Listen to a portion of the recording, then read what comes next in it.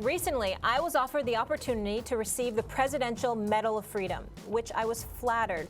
But out of respect for what the honor represents and administration for prior recipients, subsequently, the tragic events of last week occurred and the decision has been made not to move forward with the award. Wow, wow, wow, wow. Max, what is your reaction to Bill Belichick drawing that line in the sand? Well, it's very good that he drew that line. I understand that Trump was supportive of the Belichicks during Belichick's wife's battle with cancer. And I understand where that can lead to a sense of personal loyalty that goes outside of just someone's opinion of world events or the way a leader is behaving. But in this case, even something like that, this is a zero-sum game. Had he accepted the award, that would have been very, very bad.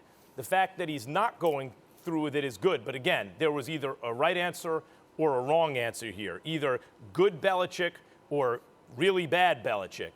And I'll also say that his wording of this was not, in my view, nearly strong enough. He kind of couched it in neutral terms. The fact is, as is obvious, Trump, set the date of a mob scene and then directed the mob scene over to the Capitol building. And they were insurrectionists. And it was one of the darkest days in the history of our republic.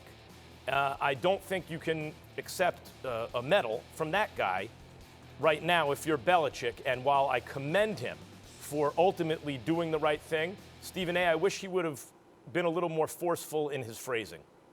Well, listen, he could have been a bit more forceful in his phrasing, but there are multiple ways to skin a cat, per se, and everybody's not the same. As a black man and as a member of the African-American community in this nation, there have been many, many situations, a multitude of times, where as black people, we wished that there were others who were a bit more outspoken, a bit more vociferous in their language, in their speech, and would attack a particular issue with the level of vigor that some of us would have as well. But everybody's not that way. Bill Belichick is not that way. And so we have to respect that and appreciate where he's coming from. We got the message. We understand what he was saying. In light of what had transpired last week in the nation's capital, at the U.S. Capitol, it was an absolute disgrace. We know where I stand on the record. The president did that. He instigated that situation because I watched his entire speech. I'm not talking about all the other things that he did that people like yourself and others may lament ad nauseum. I'm talking strictly about the speech that he gave prior to those folks walking over to the U.S. Capitol and conducting themselves in the heinous fashion that they conducted themselves in. Bill Belichick alluded to that. He sent that message. And remember, this was a friend of his as well. It's a friend of Robert Kraft's as well. You see a whole bunch of folks that were friends with Donald Trump that really want no parts of him right now. They're not going to advertise it. They're not going to articulate it to the masses. They're not going to get into the weeds of that particular situation or as it pertains to their relationship with him. But make no mistake about it, there's a whole bunch of people that were once friends with him, that once had a strong belief in him, felt that, his beliefs or whatever the case may be were in the right place and in the right direction. And they're thinking about none of that now. They're literally putting country first because they recognize how dire things are at this particular moment in time. And what they're trying to highlight is that we'll leave the political stuff to y'all from a philosophical perspective, from a policy perspective. We'll leave all of that to y'all. When we talk about this particular individual, we're talking about his behavior, how divisive it has been to this country, and we want no part of it. We don't even want to talk about him. We don't even want to mention his name. And I think it's something profound to take away from the fact that that was not mentioned by Bill Belichick, because I think that's how much the president has been ostracized from an awful lot of people that we don't even know yet.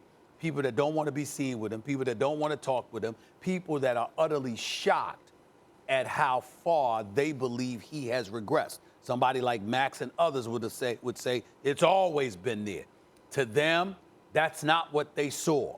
They saw something different last week, and as a result, they're thinking about this country, this nation, and what we're supposed to be about. And as a result, they don't want anything to do with them. And when it comes to Bill Belichick, I would remind everybody, one of his closest friends for years, to my understanding, has been Jim Brown.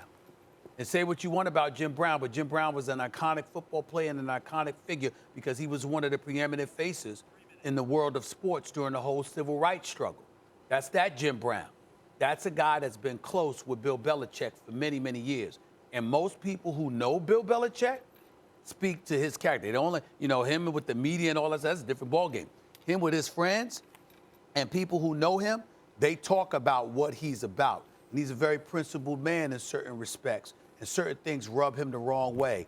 And last week clearly did. Well, I do want to give Belichick credit for making the right choice here. But there was no other choice to be made by anyone with any shred of decency. On top of the symbolic stuff that went on, for example, we showed an image of the Confederate flag being waved around in the Capitol building. Stephen A., that never happened in the Civil War. But that happened, a couple days ago. There's that symbolism. Also, a cop was beaten to death by that mob. There was no way any decent moral or ethical person could support a president who has told so many lies, but the latest of which is a series of lies about election fraud in order to whip up a mob of insurrectionists and point them toward the Capitol building. Like, if Belichick would have accepted the award, that would have ended his reputation publicly forever. So he does deserve credit for making the right choice. But it's not fair. But here's what what's choice not did he fair. have? But here's what's not fair. He didn't ask for the Presidential Medal of Freedom. I mean, the invitation came his way, and he said no. Thanks for watching ESPN on YouTube. For live streaming, sports, and premium content, subscribe to ESPN+.